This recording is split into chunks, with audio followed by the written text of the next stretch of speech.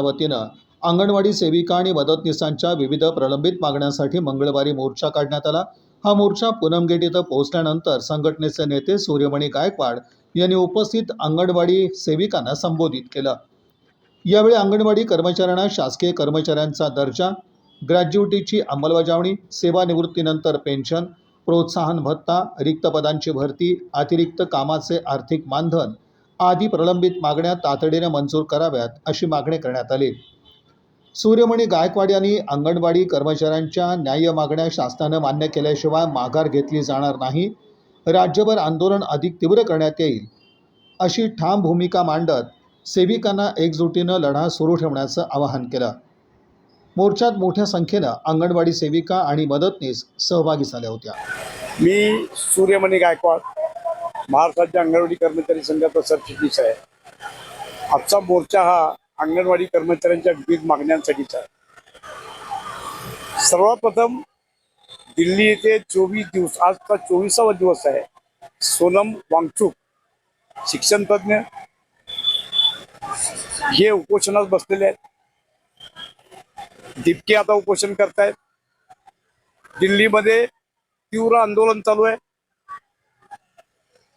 या देशातले सुशिक्षित मुलं आज स्वतःच्या शिक्षणासाठी आंदोलन करत आहेत। त्याचा केंद्र सरकार विचार करत नाही, त्यांच्या मागण्याचा विचार करत नसल्यामुळं सर्वात प्रथम मी केंद्र सरकारचा जाहीर अंगणवाडी कर्मचारी कृती समितीच्या वतीने निषेध करतो। अंगणवाडी कर्मचाऱ्यांना BLOचं काम देण्यात आलेलं आहे, BLO सहाय्यक म्हणून।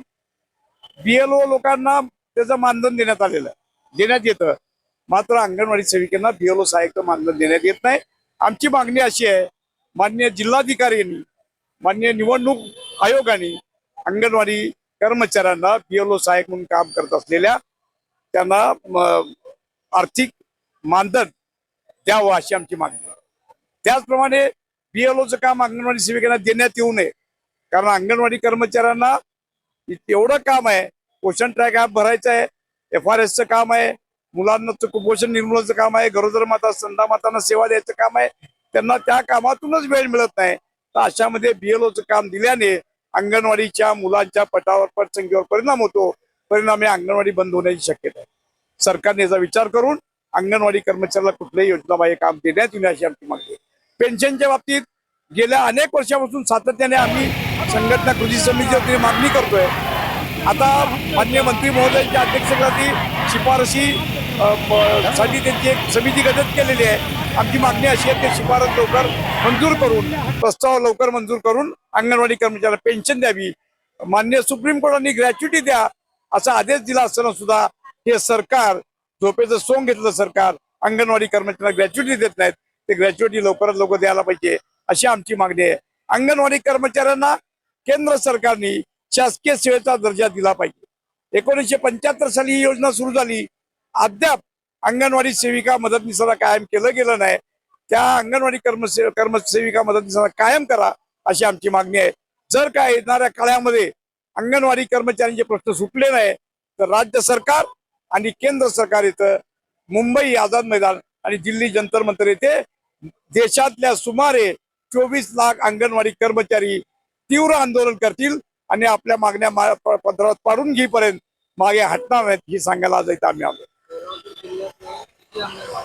सोलापूर जिल्ह्यात 7,500 एकूण अंगणवाडी सेविका मदतनीस आहेत।